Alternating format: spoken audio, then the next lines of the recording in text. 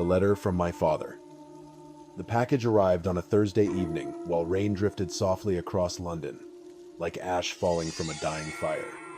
I remember the sound it made against my apartment window. Soft, persistent, lonely. At the time, I was sitting alone at my kitchen table, trying unsuccessfully to finish an article about political corruption that neither I nor my editor truly cared about. The coffee beside me had gone cold hours earlier, and the apartment smelled faintly of dust and cigarette smoke, despite my repeated promises to quit. There are periods in a man's life where he realizes he has quietly become a ghost inside his own routine. That winter, I had become one. My name is Nathan Holloway. I was 32 years old when BLACKRIDGE prison returned to my life. Or perhaps it had never truly left. The knock at my door came just after 9. When I opened it, nobody stood outside, only the rain, and a small package resting alone in the hallway beneath the dim yellow light. No return address, no delivery stamp, nothing. For several seconds, I simply stared at it. Something about the box unsettled me immediately.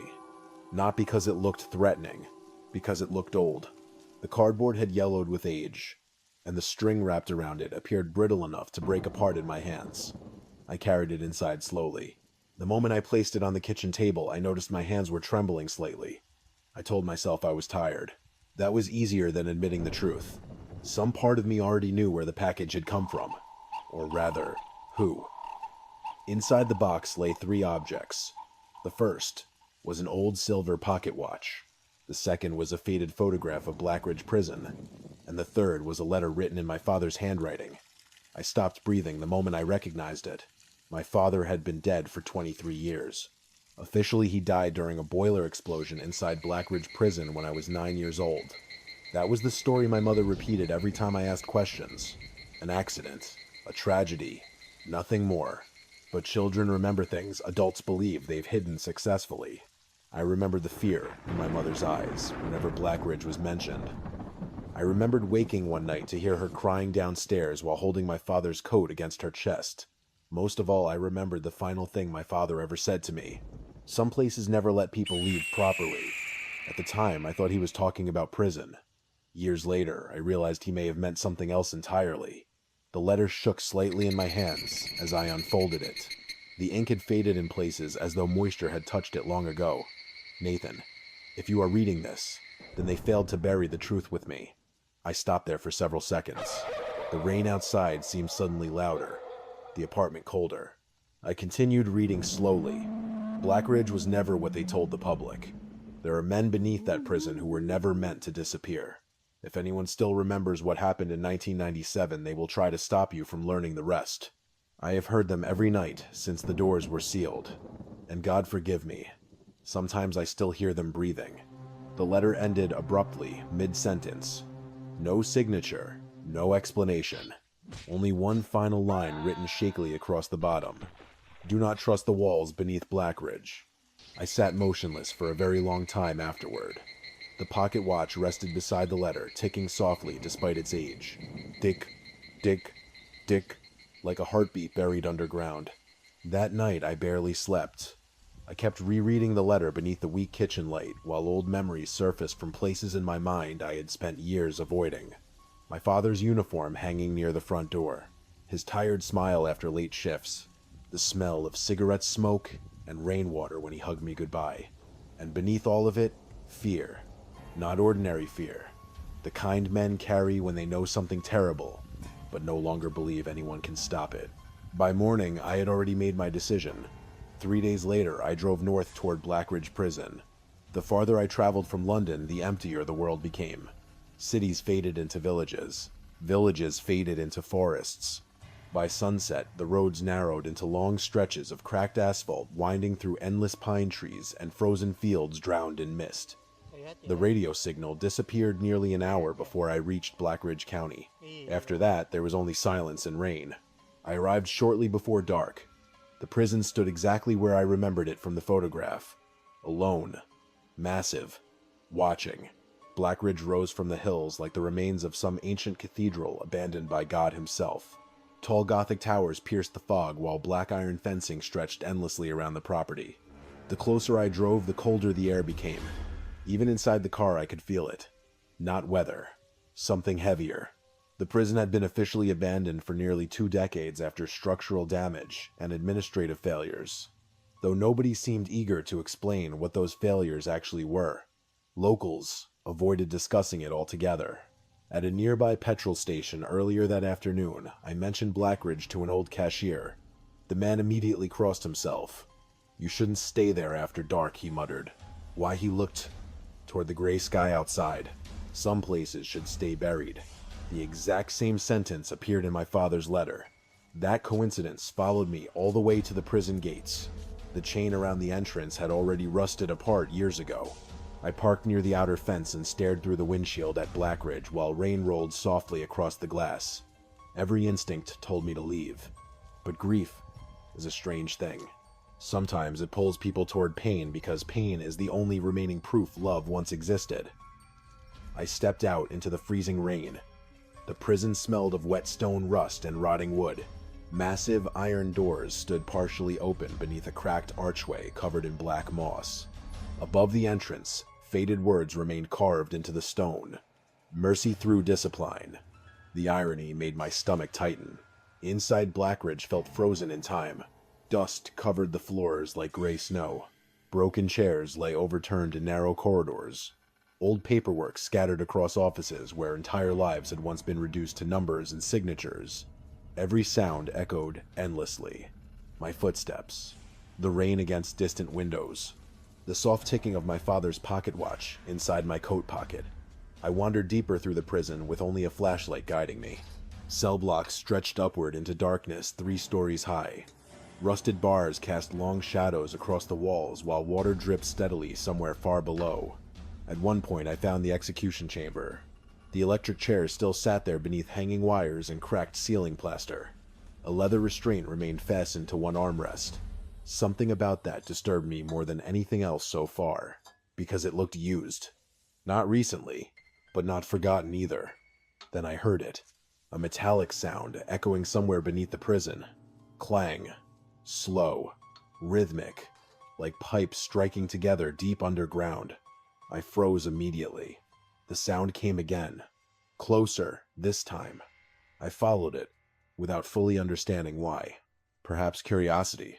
Perhaps something darker. The staircase leading downward hid behind a collapsed administrative corridor near the eastern wing. The deeper I descended, the colder the prison became. The walls changed from concrete to older stone slick with moisture. Then came the smell. Earth. Mold.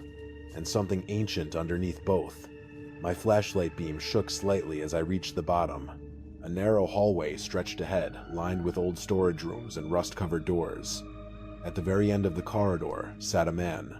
For one horrifying second, I thought he might already be dead. He looked impossibly old, thin as bone, wrapped in layers of torn blankets beside a lantern, glowing weakly against the darkness. Yet his eyes were alive, sharp, watching me carefully. "You shouldn't have come here," he said softly. His voice echoed through the underground corridor like a memory. I swallowed hard. "Who are you?" The old man studied my face for several long seconds. Then something changed in his expression. Recognition. "You have his eyes," he whispered. My pulse quickened instantly. "What?" The old man slowly stood. His body trembled slightly with age, but his gaze never left mine. "Thomas Holloway," he said quietly. "Your father." Cold moved through my chest. "How do you know my father?" The old man's eyes filled suddenly with grief. "Because he whispered your father tried to save us." The lantern flickered violently between us. Then somewhere deeper beneath BLACKRIDGE prison, someone screamed. The men under BLACKRIDGE. The scream came from somewhere beneath us. Not from the corridor. Not from the rooms nearby. Beneath. It rose through the stones under my feet like a voice trapped inside the earth. Thin and broken, carrying 23 years of darkness with it. The old man did not flinch. He only lowered his eyes. "You heard it too," I whispered. He looked at me with such tired sorrow that I already knew the answer. "We all heard them," he said. "Your father most of all." The lantern between us flickered.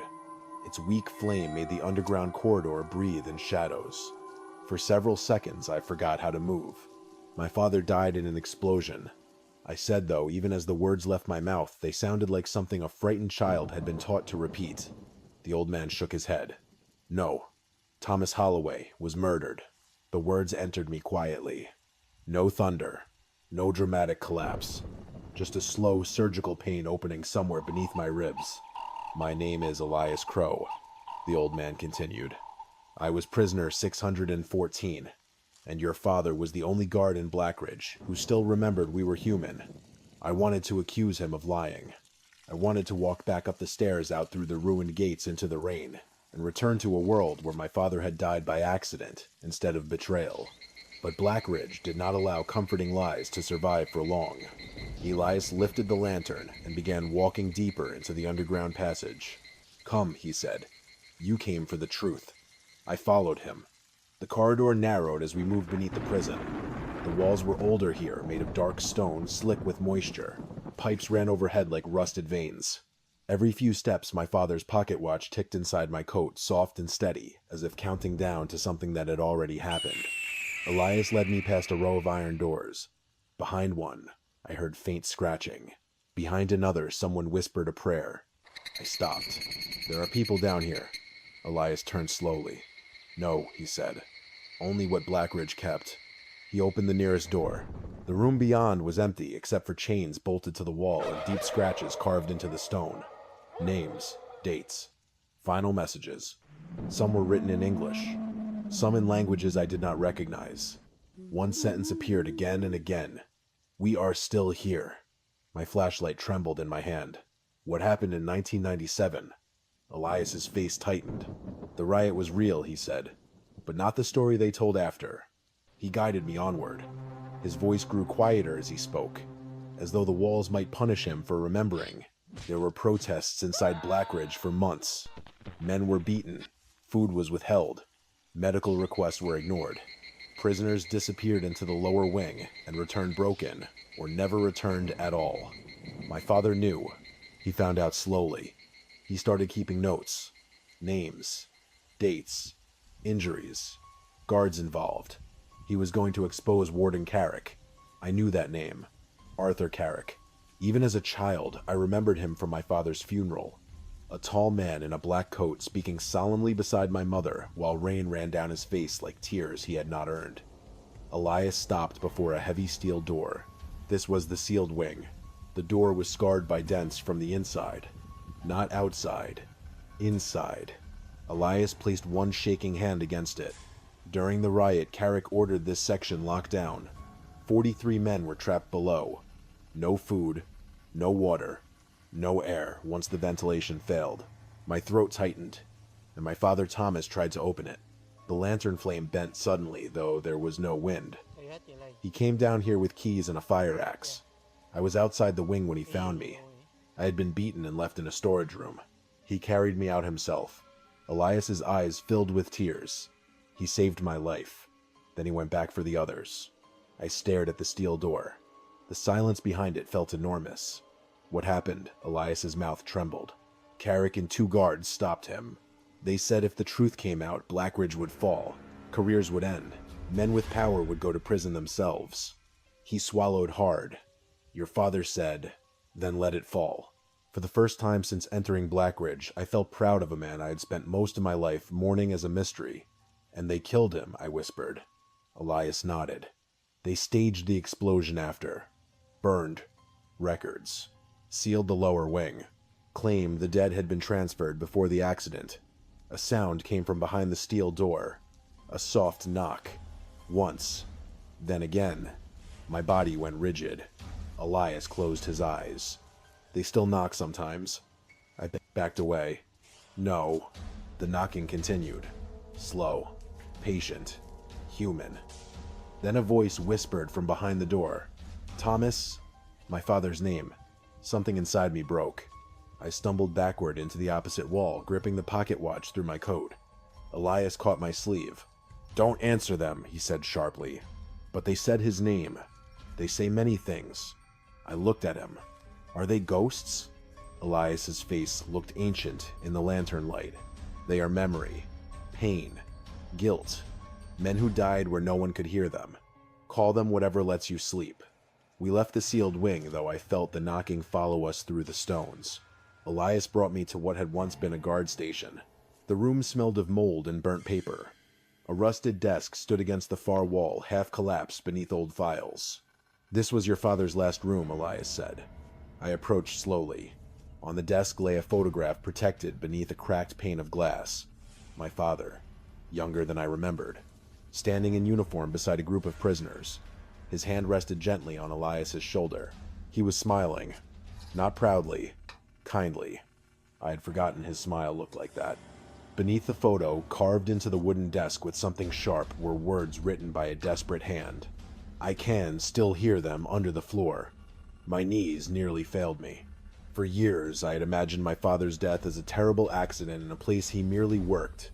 Now I understood. He had died trying to save men the world had already decided not to see. Elias opened the lower drawer of the desk and removed a bundle wrapped in oilcloth. "Thomas gave this to me before he went back," he said. "He told me if I ever found his son, I should give it to him." My hand shook as I unwrapped it. Inside was a small leather journal. My father's journal. Page after page listed names. Prisoners, guards, dates, injuries, disappearances. And then near the end, a letter addressed to me. "My son, if I fail, I pray one day you will know that I was afraid. I was terribly afraid. Courage is not the absence of fear. It is deciding someone else's life matters more than your own safety. If they tell you I died in an accident, do not believe them. Forgive me for leaving you. I did not choose death. I chose not to abandon the men beneath BLACKRIDGE." I covered my mouth with one hand. The words blurred as tears filled my eyes. For 23 years, I had carried a quiet resentment toward my father for dying and leaving me with unanswered grief. Now that resentment turned to shame. A sound echoed from the corridor behind us. Footsteps. Heavy, slow, measured. Elias's face went white. "We need to leave." "Who is that?" He blew out the lantern. Darkness swallowed us. The footsteps grew louder. Through the cracked doorway, I saw a figure pass the room. A guard in an old black uniform. His skin was burned dark. His head turned slowly toward us. Where his eyes should have been, there was only ash. Elias gripped my arm until it hurt. "Carrick," he breathed. The dead warden stood in the corridor listening. Then he spoke in a voice like smoke moving through stone. "Holloway." My father's name again. But this time, it sounded like hatred. Elias pulled me through a side passage, and we ran. Behind us, doors slammed open one by one. The prison above seemed to awaken. Alarms wailed, though. There was no power. Men shouted from empty cells. Metal bars rattled violently in the dark. As we climbed toward the upper wing, I saw him. At the end of the corridor. My father. Thomas Holloway stood beneath a broken window, rainlight falling through him like pale glass. He wore his old guard uniform. His face was tired, wounded, and impossibly sad. "Dad," I whispered. He looked at me. For one heartbeat, I was 9 years old again, waiting by the door for a man who never came home. Then he raised one hand. Not greeting. Warning. Behind me, Elias shouted my name. The floor beneath us cracked. From below, hundreds of fists began pounding against steel. And in the darkness under BLACKRIDGE prison, the buried men started screaming. The last guard of BLACKRIDGE. The floor split beneath us like an old wound reopening. A crack ran through the corridor stones, thin at first, then wider, jagged black. From below rose the sound of hundreds of fists striking steel. Not randomly. Together. Again and again. Like the dead had learned rhythm through suffering. Elias dragged me backward before the floor collapsed where I had been standing. "Move," he shouted. But I could not stop staring at my father. Thomas Holloway stood at the end of the corridor, pale as moonlight, his old guard uniform dark with rain and ash. His eyes held a sorrow so deep it seemed older than death itself. "Dad," I whispered again. His lips moved. At first no sound came. Then his voice reached me faintly through the screaming below. "Not yet, Nathan." Behind him, something emerged from the darkness. Warden Carrick. Burned. Blackened. Smiling through a face that no longer had skin enough to hold expression properly. "This prison keeps what belongs to it," Carrick rasped. My father turned toward him, and the lights above us burst one by one down the corridor. Elias pulled me through a side passage. I stumbled after him, clutching my father's journal against my chest while BLACKRIDGE awakened around us. Alarms screamed, though the prison had no power. Cell doors slammed open and shut. Voices filled the walls. Men crying. Men praying. Men begging not to be forgotten. We reached the old chapel near the western wing just as thunder rolled over the roof. Rain poured through broken stained glass, falling across rows of rotten pews. At the front of the chapel stood a cracked statue of St. Michael's sword, raised face worn away by time. Elias collapsed onto a pew, breathing hard. For the first time, he looked truly old, not merely frail. Finished. "You knew my father was still here," I said. Elias lowered his head. "I hoped he wasn't." "Why didn't you leave BLACKRIDGE?" He laughed once bitterly. "Where would I go?" His hands trembled around the lantern. "Your father pulled me out of the lower wing. He saved me while the others were sealed inside. I heard them for days afterward, scratching, screaming, praying. His voice broke. I lived because he carried me. And every day since, I wondered why I was the one who got out. The anger inside me faded, replaced by something heavier. Guilt recognizes guilt, even when it belongs to another man. You stayed because of them," I said. Elias shook his head slowly. "I stayed because I was afraid to face a world that had forgotten them." Outside the chapel, the corridor lights flickered. A shadow passed the doorway. Carrick. Elias rose unsteadily. "He won't let you leave with that journal." "Then what do we do?" A voice answered from behind me. "You open the last door." I turned. My father stood beneath the broken stained glass. Rain passed through him in silver lines. For a moment, I was no longer a grown man. I was 9 years old again, standing in our hallway, waiting for the sound of his key in the door. I wanted to run to him. I wanted to hate him. I wanted to ask why death had been allowed to take him before I even knew what kind of man he truly was. Instead, I whispered, "You left us." Pain crossed his face. "I know. My whole life I thought you chose this place over me." His eyes lowered. "I chose men who were dying in the dark." Tears burned my eyes. "And I was a child." "Yes," he said softly. "That is the sin I carried with me." The chapel seemed to grow quieter around us. Even the voices in the walls faded. My father stepped closer. "I wanted to come home, Nathan. Every moment. Every breath. But courage is cruel sometimes. It asks a man to break the heart he loves most in order to save strangers no one else will mourn." I could not speak. He held out one hand. In his palm lay an iron key, black with age. "The last door is beneath the execution chamber," he said. "Carrick sealed it after I died. The truth is there. So are they." Elias stared at the key, with horror. "If he opens it, BLACKRIDGE will collapse." My father nodded, then let it fall. The same words Elias had told me my father said before he died. A sob broke from my throat before I could stop it. My father looked at me with a tenderness that somehow survived death. "I stayed because someone had to remember them," he whispered. "But memory is not freedom."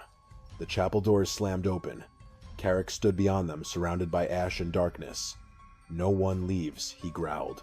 The statue of St. Michael cracked violently behind us. Elias grabbed an old iron candlestick and stepped between Carrick and me. "Go," he said. "No." He looked back at me. For the first time I saw not a broken old prisoner, but the young man my father had carried from the dark. "He saved me once," Elias said. "Let me choose what that life was for." Carrick entered the chapel. The temperature dropped until my breath turned white. I ran. Behind me, Elias screamed. Then Carrick roared, and the chapel windows shattered outward into the storm. I found the execution chamber by memory, more than sight. The electric chair waited beneath the broken ceiling like a throne for a dead king. Water dripped steadily onto the floor around it.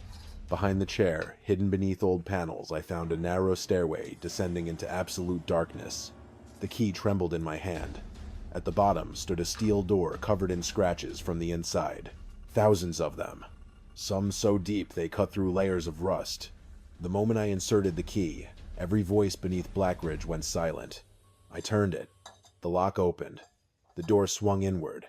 My flashlight revealed the truth. Bodies. Dozens. Maybe more. Skeletons chained to walls. Collapsed together on the floor. Arms wrapped around each other in final comfort. Fingernail marks covered the inside of the door. On the far wall, written in dried blood, were the words, "Tell them we were here." I fell to my knees, not from fear, from the unbearable weight of being witness. Behind me, footsteps descended the stairs. Carrick, his burned face twisted with rage. "You should have stayed away." Before he reached me, my father appeared between us. Then, Elias. Then, others. One by one, the men of BLACKRIDGE stepped from the dark. Thin figures in torn uniforms, burned guards, starved prisoners, forgotten souls. Carrick backed away for the first time. My father looked at him. "You kept them buried," he said. The dead moved forward. Carrick screamed as the darkness beneath BLACKRIDGE took him. The prison began collapsing before dawn. Stone cracked. Towers groaned.